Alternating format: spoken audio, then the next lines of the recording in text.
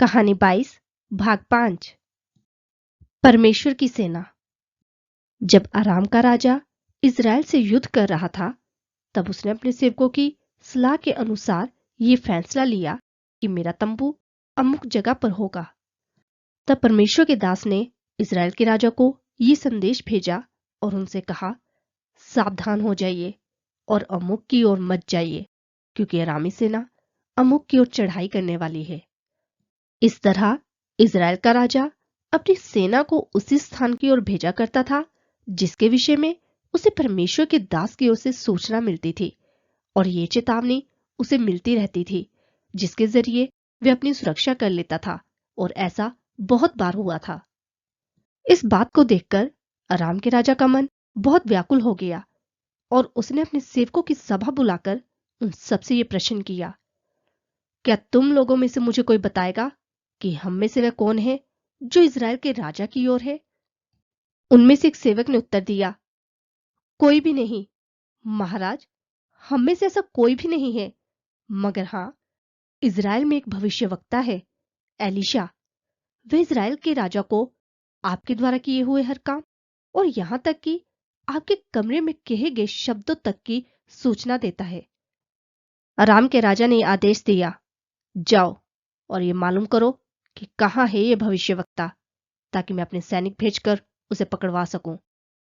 तब राजा को यह सूचित किया गया, महाराज, वे भविष्यवक्ता दोतान में छिपा हुआ है।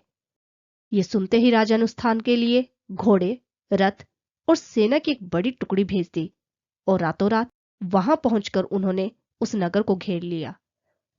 और सुबह जब परमेश्वर के जन का सेवक जागा, उसने बाहर जाकर देखा कि सेना, घोड़े और रथ उस नगर को घेरे हुए हैं। तब वो सेवक ये कह उठा, ओह मेरे स्वामी, अब हम क्या करें? एलीशा ने अपने सेवक को उत्तर दिया, डरो मत, क्योंकि जो हमारे साथ है वो उनसे कहीं अधिक बढ़कर है जो उनके साथ है। तब एलीशा ने यह प्रार्थना की, हे यहोवा, कृपया इसे दृष्टि दीजिए ताकि ये देख सके। तब यहोवा ने उस युवा सेवक को दृष्टि दी, और उसने देखा कि एलीशा के चारों ओर पहाड़, घोड़े और अग्नि रथों से भरा हुआ था। और फिर जैसे ही अरामी सेना एलीशा को पकड़ने के लिए आगे बढ़ी, तब एलीशा ने यहोवा से यह प्रार्थना की, हे यहोवा, कृपया कर इन लोगों की दृष्टि छीन लीजिए। और तब एलीशा की प्रार्थना के अनुसार यहोवा ने उन सभी को अंधा कर दिया। एलीशा ने उनसे कहा, ना तो ये वो रास्ता है और ना ही वो नगर, इसलिए मेरे पीछे आओ, मैं तुम्हें उस व्यक्ति तक ले जाऊंगा जिसकी खोज में तुम आ रहे हो।